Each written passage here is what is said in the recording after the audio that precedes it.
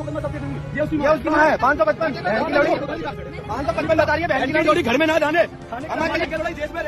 गाय खाएंगे बहन के लौड़े इनकी माँ चोट देंगे भोसड़ी के दो इन्हें सहारा दे रहे हैं ये भी खाती होगी अब इतनी बड़ी बड़ी दाढ़ी रख के ये गाली दे रहा है, एक माँ को गाली दे रहा है। गौ माता के नाम पे इन्हें तकलीफ हो जाती है, मगर इधर ये इंसान को गाली दे रहे हैं, वो भी तो किसी की माँ है। जैसे गाय माँ है आपकी, हम मानते हैं, हम आपकी रिस्पेक्ट करते हैं, इसी तरह ये लड़की की भी तो माँ है ना जिसे आप गाली दे रहे हो। उस लड़की को तो आपने जो कुछ कहना था कहा, मगर आपने ना ही तो मोहल्ले वालों को छोड़ा, ना घर वालों को छोड़ा और ना उस लड़की की माँ को छोड़ा। ये कौन सी इंसानियत है? किस चीज का दर्स आप दे रहे हो? किस चीज का सबक आप दे रहे हो? क्या साबित करना चाहते हो इन बातों से? आप दंगा भड़का रहे हो, इसके अलावा क्या है? अब इन बड़े बड़े मियाँ को भी देखो। सर मैं पहले तो ये कहना चाहता हूँ, पहले तो आप उस महिला के विषय में देखिए, उसने हमारे मुख्यमंत्री जी के विषय में कितनी अभद्र भाषा का प्रयोग किया था। उसके बाद उसने कहा था गाय माता को भी काटकर खाती हूँ, मतलब उसने सारी हदें पार कर दी। और उसने फिर ये भी कहा कि अगर हिम्मत हो तो मैं यहाँ तुलसी निकेतन में रहती हूँ, मेरा मकान नंबर ये है और आकर दिखाओ। मतलब वो सीधा सीधा सभी हिंदू को देखो, इनको भी ये क्या कह रहे हैं। मगर ये बड़े मियाँ उस वक्त नहीं बोलते जब इस्लाम पे कोई बात आती है, जब मस्जिदों को शहीद किया जाता है तब कोई नहीं बोलता। मगर हाँ, जरा सी इनकी बात पर अगर किसी नाबालिग लड़की ने, किसी बच्ची ने बोल दिया, मानते हैं बहुत गलत किया, बहुत गलत किया। आप प्रशासन के पास जाते, पुलिस थाने में जाते, आप रिपोर्ट करते जाते उसकी, मगर आपने कानून को अपने हाथ में ले लिया। क्या कानून किसी के बाप की जागीर है? जो चाहेगा उसको हाथ में ले लेकर जो चाहेगा बोलेगा। कौन सा कानून है? मैं चाहता था वीडियो न बनाऊं, न बोलूं इन पर, मगर मजबूरन बोलना पड़ता है। कोई मुसलमान उठकर किसी एक मुसलमान का साथ देने के लिए तैयार नहीं है। जो चाहे वो कोई भी हो, जिसके अंदर इंसानियत है वो भी चुप है। क्यों भाई? आपकी इंसानियत कैसी है? आप बोलते हो हमारे अंदर इंसानियत है, कौन सी इंसानियत है आपके अंदर? ये अगर आप बोल नहीं सकते जुल्म के खिलाफ, कब बोलोगे?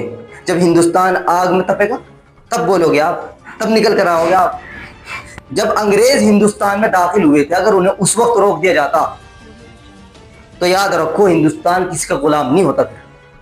मगर आज ये दंगा भड़काने वाले जो दंगा फैलाते हैं और आपस में धर्मों के नाम पर लड़ाते हैं, अगर इन्हें आज नहीं रोका गया कल को ये हावी हो जाएंगे, फिर इनको कोई नहीं रोक सकता। आज हमें उठना पड़ेगा, इनको रोकना पड़ेगा, वरना ये बढ़ते जाएंगे, जुल्म बढ़ता जाएगा। और जुल्म के खिलाफ अगर आवाज नहीं उठाई गई तो याद रखो फिर बहुत ज्यादा नुकसान उठाना पड़ेगा। आप इस वीडियो को भी देख। फर्टिलाइजर केंद्रीय विद्यालय के बगल में कांची हाउस के पास जो गौशाला है, उस गौशाले में गायों की बहुत दुर्गति हो रही है।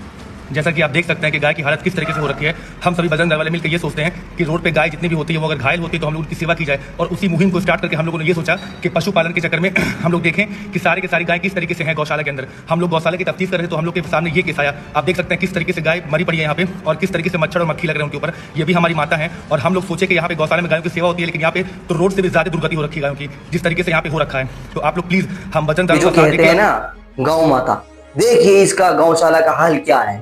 जाइए, यहां पर भी जाइए और जाकर रोकिए, देखिए उन्हें जो आज गौशाला बनाए हुए हैं। ये गायें, ये मासूम तड़प तड़प कर मर रही हैं। रोकिए जाके इन्हें भी। कौन रोकेगा इन्हें? आप बोलते हो इस्लाम पर, मुसलमानों पर सिर्फ। ये कोई आज जनता बेवकूफ बन रही है।